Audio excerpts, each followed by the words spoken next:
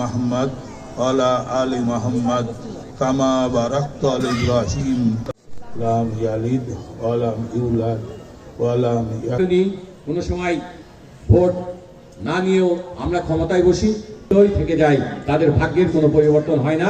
দেশের ইউলাদ ওয়া লাম ইয়াকুল্লাহু কুফুয়ান আহাদ ওয়াকিনা যাবান্নার রব্বানা যালামনা আনফুসানা ওয়া লাম তাগফির লানা উচ্চারণে বলাই এই তেলাওয়াতে ভুল হতে পারে। আল্লাহ হে রাব্বুল আলামিন, তুমি আমাদের সকলের ভুল ত্রুটি সাল্লাল্লাহু আলাইহি সাল্লামের রওজা মুবারকে ফেসল আল্লাহ আমাদের বাংলাদেশের মাটিতে যে যেখানে যে অবস্থায় সাহিত্য আছে আল্লাহ সকল আল্লাহ তুমি এই দোয়ার মাহফিলে সব পৌঁছাই দিও আল্লাহ হে রাব্বুল আলামিন। সেই আয়াতে দৌলতে আল্লাহ রাব্বুল আলামিন তুমি আমাদের হাবিব আমাদের প্রিয় নেত্রী দেশনেত্রী বেগম ইল্লাল্লাহু মুহাম্মাদুর রাসূলুল্লাহ যে পরিবর্তনটা আমাদের নেতা তারেক রহমানের হাত ধরেই হবে এবং উনি 31 দফা দিয়েছেন যে তার বাড়িতে যায় একজন সন্তান সম্ভব মায়ের খোঁজ দিতে যাতে বাড়িতে যায়, অর্থাৎ ঘরে হাসপাতালে চিকিৎসা পায় না তারা যাতে যথাযথ চিকিৎসা পেতে পারে।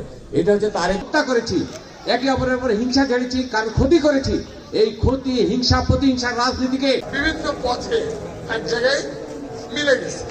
আর মানে আমরা ভোট থেকে দূরে ছিলাম, নৌকা মার্কায় যারা ভোট দেবে তারাও ভোট দিতে পারেনি।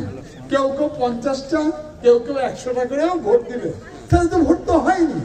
এইবার আমরা চাই সকল মত দলের নির্বিশেষে মানুষ তার পছন্দের প্রার্থীকে ভোট দেবে, না অরুণকে না, তার পছন্দের প্রার্থীকে। এবং